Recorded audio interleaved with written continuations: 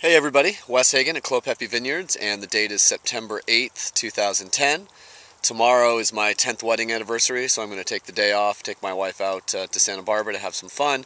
So we're doing the blog a little bit early today. I wanted to show you sort of what's happening in the vineyard, get back to a year in the vineyard and everything that's happening with the fruit and with ripeness. So we're going to take a little look around, see what's going on. I'm standing in the middle of the 115 clone swale here at Clos Pepe on a nice little hillside, on a day that's probably about 68 degrees and nice and sunny, a little bit of wind coming out of the west, which is sort of the weather pattern that we've been having. As I kind of look around, you can sort of see everything that's happening, some nice little clouds off in the distance, the hills, and it's kind of, you could definitely be wearing a sweater today. It's not exactly a hot day, but it's not exactly a cool day. In the sun, it's really, really pleasant. And you can see, I was going to show you a little bit of the fruit that's happening here at Clos Pepe. And you can see just a tiny, tiny little bit of pink if you look really close on a couple clusters. Maybe like right there, you can see just a little pink. But most of the grapes are hanging at about between 21 and 22 bricks right now, which means we probably have 2 weeks left or something like that.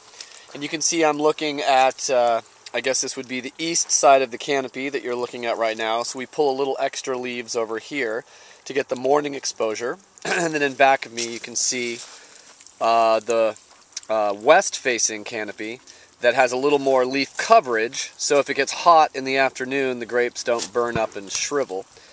And you can also see we're laying a little bit of water down right now just to keep the vines healthy. To keep a little green color. You can see some of the leaves in the interior of the canopy are beginning to shut down just a little bit. But in general, the plants are healthy and green and they continue to grow. While we come through and harvest in a couple weeks, where I'm having my French intern come in and cut stuff like that off, where you see a little bit of green, we'll drop those grapes on the ground, and so they don't go into the wine, because it'll be very difficult to tell which grapes are lagging behind once we actually start to harvest. You can see the bird nets are on there to keep the birds away as much as possible.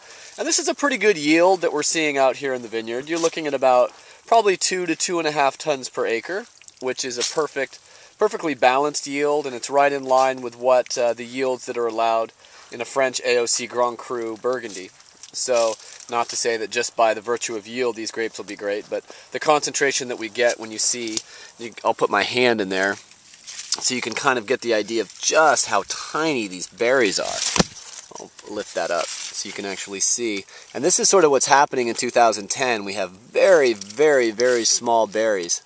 And those berries mean that you'll get a lot of concentration out of this fruit. And you can sort of see as I kind of crush these grapes and macerate them in my hand a little bit. It's kind of hard to do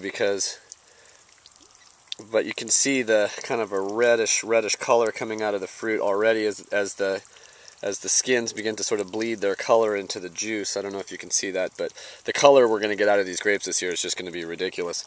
And one thing that I can also do as I show you this is take a couple of these berries, chomp them up in my mouth,